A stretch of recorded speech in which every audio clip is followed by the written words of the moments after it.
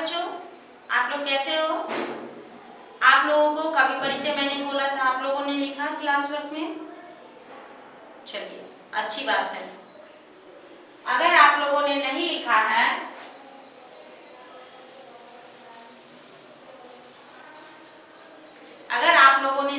है तो आज जरूर लिख लीजिएगा, नहीं तो आपका क्लास वर्क पीछे रह जाएगा ना।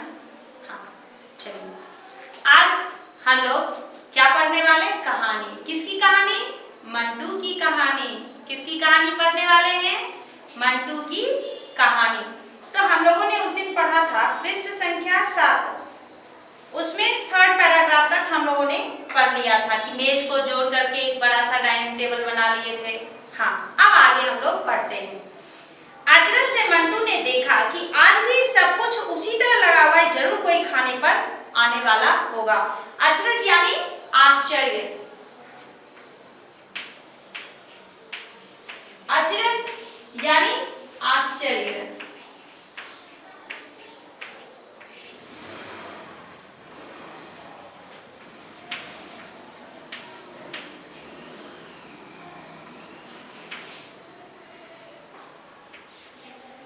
आश्चर्य से मंटू ने देखा कि आज भी सब कुछ उसी तरह से लगा हुआ है, जरूर कोई खाने पर आने वाला होगा।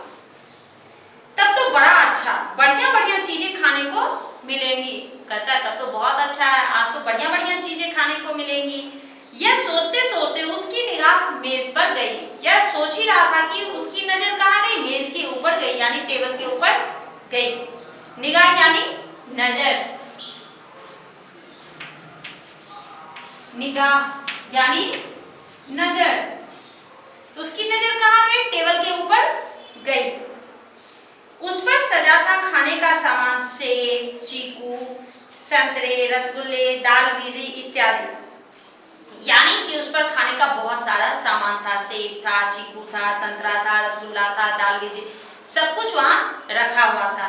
अब तो ये बच्चा ही था, किसी की भी इच्छा हो जाएगी, अगर उसके जगह पे, मंटू की जगह पे अगर आप भी होते तो शायद आपकी भी इच्छा होती कि एक उठा के खा लेते। एक उठा के खा लेते। अगर माँ घर में दिखाई नहीं दे, कोई दिखाई ही नहीं दे रहा है, तो फिर क्या कर सकते हैं? भूख लगी हुई है और वो सब सामान देखे तो भूख और भी बढ़ गई होगी। तो मंटू की जगह पर कोई भी बच्चा रहता तो शायद वो खाने की कोशिश करता। उसने सोचा माँ जरूर रसोई घर में समोसे बना रही होगी। अब उसे क्या लगा कि हो सकता है माँ रसोई घर में समोसे बना रही होगी। हाँ, रामू भी दिखाई नहीं देता, वह जरूर बाजार गया होगा। रामू जो उसके घर में काम करने वाला है वो भी दिखाई नहीं दे रहा था, तो उसे लगा कि हो सकता है रामू बाजार गया होगा कुछ सामान लाने के लिए। पिताजी शायद अभी तक दफ्तर से नहीं आए। दफ्तर यानी ऑफिस।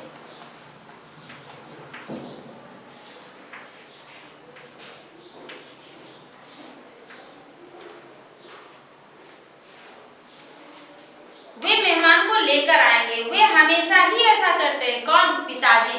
कोई भी अगर मेहमान आने वाले रहते हैं तो वो थोड़ा लेट से आते हैं और उनको उधर से लेकर के ही आते हैं। पर पम्मी अभी तक क्यों नहीं आई? उसकी बहन जो है उसका नाम है पम्मी। वही वो कह रहा अभी तक वो क्यों नहीं आई है?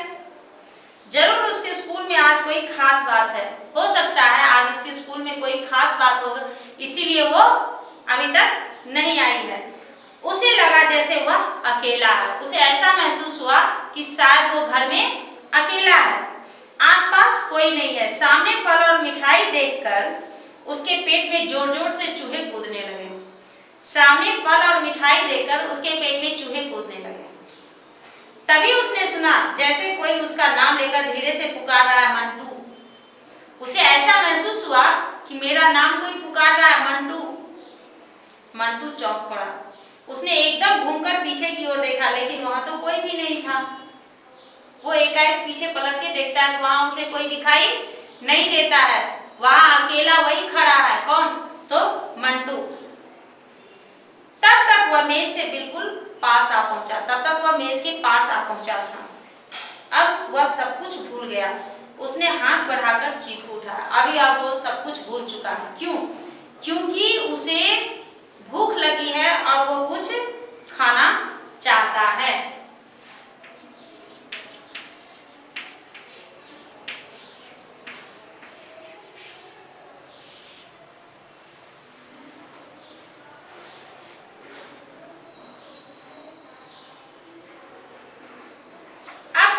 घूम गया। उसने हाथ बढ़ाकर चीकू उठाया। उसने हाथ बढ़ाकर क्या उठाया? चीकू उठाया। एक रसगुल्ला लिया और इधर उधर देखकर उसने दोनों चीजें खाई। चीकू और रसगुल्ला दोनों चीज उसने खा ली।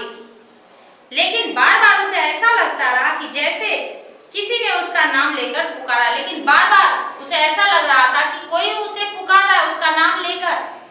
मंटू, तुमने ठीक काम नहीं किया, यह चोरी है, तुमने माँ से नहीं पूछा। उसके मन की आवाज आ रही थी और उसे ऐसा लग रहा था कि कोई बार बार मुझे पुकार रहा और कह रहा है कि मंटू, तुमने यह काम ठीक नहीं किया है, तुमने चोरी से खाया है, तुम्हें चोरी करके नहीं खाना चाहिए। इतने में चीखती चिल्लाती उसकी बड़ी बहन पम्मी भी वहां आ पहुंची। इतने में ही उसकी, अब देखो उस समय तक जब तक वो बेचारा खड़ा होकर इधर उधर घूम रहा है, खोज रहा है सबको, तब तक कोई उसे घर में दिखाई नहीं दिया। जब वो चीकू और रसगुल्ला उठाकर खा लिया तब उसकी बहन आई। उसने तेजी से अपना बस्ता पटका और बोली, अरे मंटू भैया, देखिए छोटा भाई है फिर भी उसे वो भैया कहती है। अरे मंटू भैया, जानते हो आज हमारे स्कूल में क्या हुआ? मंटू ने उसकी बात पर ध्यान नहीं दिया क्योंकि उसके मन से बार बार आवाज आ रही थी, इसलिए उसको किसी की बात उसमें सुनाई नहीं दे रही थी। वह अपने में खोया रहा। पम्मी ने यह देखकर पूछा, अरे मंटू भैया, तुम ऐसे उदास क्यों बैठे हो? मम्मी कहाँ है? तो पम्मी को लगा कि अरे मेरा भाई उदास है, क्या बात है? तो पूछती है कि तुम ऐसे उदास क्यों बैठे हो, मम्मी कहाँ है? मंटू तल्खी से बोला, मैंने मम्मी को नहीं देखा। मंटू को गुस्सा आ गया। क्यों? क्योंकि उस समय उसके दिमाग में बस एक ही बात घूम रही थी कि मैंने चोरी से खाया।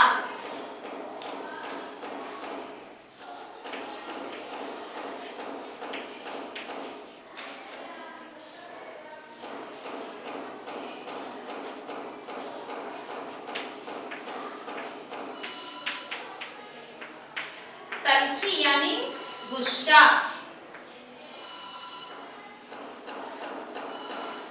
पम्मी बोली, तो आओ हम देखते हैं, आज अशोक चाचा चाय पर आने वाले हैं, वह उन्हीं के लिए समोसे बना रही होगी। अब वो क्या बोलते हैं, चलो हम लोग दोनों मिलकर देखते हैं। आज अशोक चाचा चाय पर आने वाले हैं, शायद मम्मी उनके लिए समोसे बना रही होगी। यह कहती हुई पम्मी रसोई की ओर भागी। मंटू उसके पीछे पीछे चला। वो किचन में गए तो मंटू भी उसके पीछे चला गया। माँ रसोई घर में नहीं थी। दोनों बच्चे निराश होकर लौट रहे थे। माँ वहां भी उनको दिखाई नहीं दी। दोनों बच्चे उधर से निराश होकर लौट रहे थे। तभी उन्होंने माँ को आते हुए देखा। तभी उन लोगों ने माँ को आते हुए देखा। वह मुस्कुराई और बोली, मुझे जरा देर हो गई, आज तुम्हारे अशोक चाचा आ रहे हैं, उनको हमारे मोहल्ले की बर्फी बहुत अच्छी लगती है। वो कहती हैं कि तुम्हारे अशोक चाचा आ रहे हैं और हमारे मोहल्ले की बर्फी उन्हें बहुत अच्छी लगती है, वही लेने गई थी। अच्छा आओ, कपड़े बदलो, हाथ मुंह धो, मैं तुम्हारा नाश्ता तैयार करती हूँ। फिर माँ कहती है कि अच्छा कोई बात नहीं, आओ तुम लोग कपड़े बदल लो, हाथ मुंह धो करके आ जाओ, मैं तुम्हारे लिए नाश्ता लगाती हूँ। दोनों बच्चे तैयार होने के लिए चले गए। दोनों बच्चे तैयार होने के लिए चले गए। पम्मी जोर जोर से कहानी पर कहानी सुनाती रही, लेकिन मंटू बराबर कुछ सोचता रहा। उसके दिमाग में कुछ चल रहा था। उसकी दीदी उसे कहानी सुना रही है, लेकिन उसके दिमाग में कुछ और ही चल रहा है। क्या चल रहा था आप लोग को मालूम है? हाँ, आप लोगों को मालूम है। बराबर कहीं खोया रहा। उसने अपने कपड़े बजाय खूंटी पर टांगने के एक कोने में फेंक दिया। वो हमेशा आता था, खूंटी समझते हैं, एक कील ठोका हुआ रहता है, उसमें लोग आते हैं, शर्ट उतारते वहां टांग देते हैं। उस दिन उसका दिमाग काम नहीं कर रहा था क्योंकि उसने चोरी की थी, इसलिए उसे कुछ भी समझ में नहीं आ रहा था कि वो कर क्या रहा है। वो खूंटी पर टांगने की बजाय ऐसे ही फेंक दिया। हाथ मुंह धोते समय 2 बार लोटा उसके हाथ से छूटकर गिरा। लोटा जानते हैं? हाँ, गांव में लोग लोटा यूज करते हैं। जैसे यहाँ पे आप लोग मग यूज करते हैं, वैसे गांव में लोग लोटा यूज करते हैं। तो हाथ मुंह धोते समय उसके हाथ से 2-3 बार लोटा छूट छूट कर नीचे गिर गया। क्यों?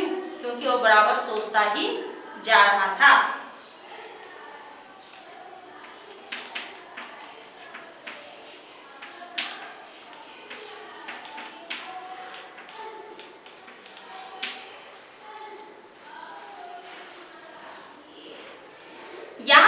चाचा के आने पर भी उसकी उदासी दूर नहीं हुई। उसके चाचा आए, उस पर भी उसकी उदासी जो थी वह दूर नहीं हुई। उसे खुश करने के लिए चाचा ने कई गीत सुनाए, उसे खुश करने के लिए चाचा बहुत सारे गीत भी सुनाए, किंतु वह नहीं हंसा। उस रात उसने एक सपना देखा, चीकू और रसगुल्ला उसके पेट में कूद रहे हैं। उस रात एक सपना देखा। क्या देखता है सपने में? चीकू और रसगुल्ला जो है दोनों उसके पेट में कूद रहे हैं और कह रहे हैं, मंटू तुमने हमें अपनी मम्मी से बिना पूछे खाया था। चीकू और रसगुल्ला दोनों कह रहा है, मंटू तुमने बिना पूछे अपनी मम्मी को पूछा भी नहीं और मुझे खा लिए। तुमने ठीक काम नहीं किया। ये कौन बोल रहा है? उसके मन की आवाज है, लेकिन वो सपने में क्या देख रहा है? उसके पेट में चीकू और रसगुल्ला दोनों कूद कूद कर उसे कह रहे हैं कि तुमने मुझे बिना पूछे खाया। वह सवेरे उठा, किंतु वह अब भी प्रसन्न नहीं था, वह अभी भी खुश नहीं था। उस दिन उसने स्कूल का काम भी मम्मी से ही कराया। उस दिन उसने स्कूल का काम किससे कराया? अपनी मम्मी से कराया। होमवर्क जो मिला था वो खुद से नहीं किया, अपनी मम्मी से करवा लिया। स्कूल में सबसे पहला पीरियड गणित का था। सबसे पहला पीरियड कौन सा था? गणित का था। आज उसके सारे सवाल ठीक थे। आज उसका एक भी क्वेश्चन गलत नहीं था। क्यों? क्योंकि उसकी मम्मी बनाई थी, इसीलिए एक भी गलत नहीं था। अगर वो खुद से बनाता तो शायद गलत होता, लेकिन आज उसकी मम्मी ने बनाया था, इसलिए सारे सवाल के जवाब जो थे वो सही थे। आज उसके सारे सवाल ठीक थे। अध्यापक ने प्रसन्न होकर उसकी पीठ थपथपाई और कहा, मंटू तुम होशियार होते जा रहे हो। कहता है कि तुम अब बहुत होशियार होते जा रहे हो, क्योंकि आज तुम्हारा एक भी सवाल जो था वो गलत नहीं हुआ। अध्यापक ने प्रसन्न होकर उसकी पीठ थपथपाई। पीठ थपथपाना,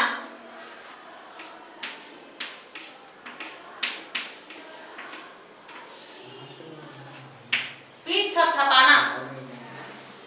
इस तरह मेहनत करोगे तो क्लास में फर्स्ट आओगे। कहते हैं इस तरह अगर तुम मेहनत करोगे तो क्लास में फर्स्ट आओगे।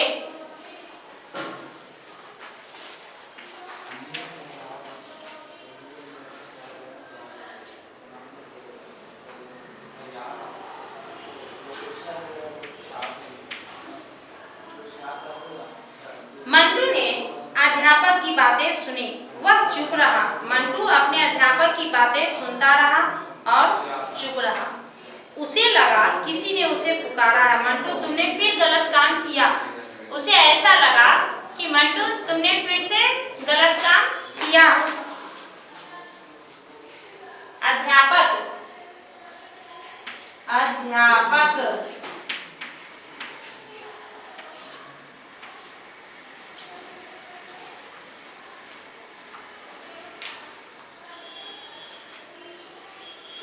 मंटू चौंक पड़ा।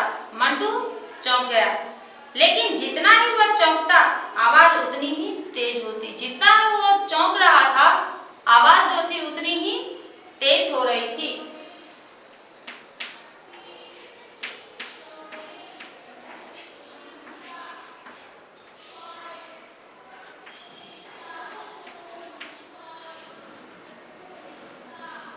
उसने साफ साफ सुना, आवाज कह रही थी, मंटू तुमने ठीक काम नहीं किया।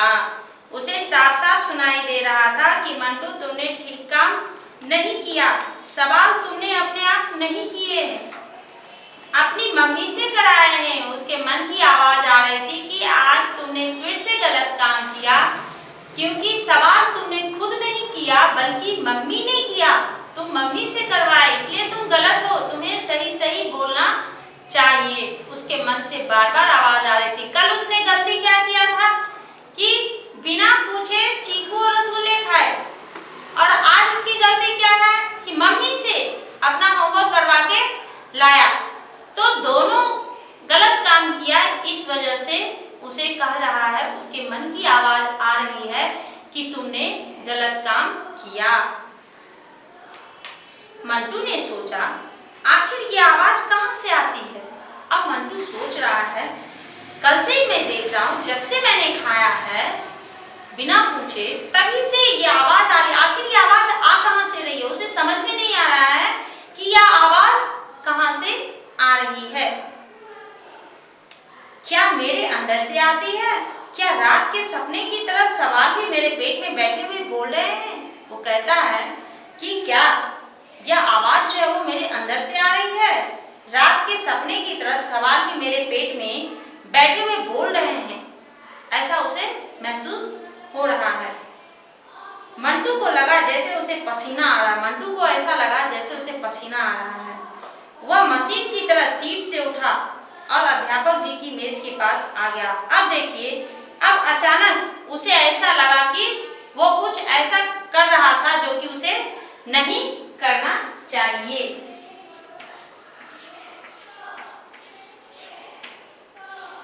अचानक वो क्या करता है कि अपनी सीट से उठ करके अध्यापक जी के पास आ जाता है। अध्यापक पूछते हैं मंटू को, वह धीरे से क्या बोलता है, सर मैं आपको एक बात बताना भूल गया था। मंटू कहता है कि सर मैं आपको एक बात बताना भूल गया था। अध्यापक ने पूछा क्या बात है? मंटू ने धीरे से कहा, सर ये सवाल मैंने नहीं, मेरी मम्मी ने किए थे। अब देखो, अब मंटू सच्चाई बता दिया अपने अध्यापक को। कहता है ये सवाल मैंने नहीं, मेरी मम्मी ने किया था। अध्यापक ने मंटू को ऊपर से नीचे तक देखा, फिर उसकी आंखों में झांका और मुस्कुराकर बोले, तो क्या हुआ? आज तुमने अपनी मम्मी से पूछ कर की है तो कल अपने आप कर लोगे। मुझे खुशी है कि तुमने सच बात बता दी। अध्यापक जी बहुत ही खुश होते हैं कि तुमने सच बात बता दी, इसके लिए मैं प्रसन्न हूँ।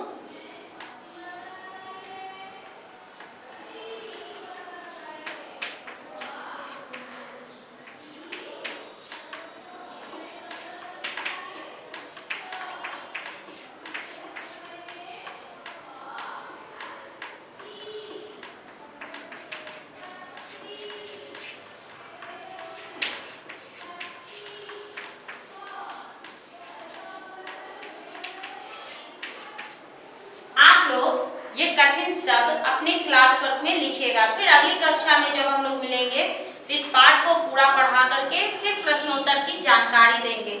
अगली कक्षा में आप लोग टेक्स्ट बुक पेंसिल हाथ में लेकर के बैठोगे। ठीक है बच्चों, तो हम लोग अब अगली कक्षा में मिलेंगे। धन्यवाद बच्चों।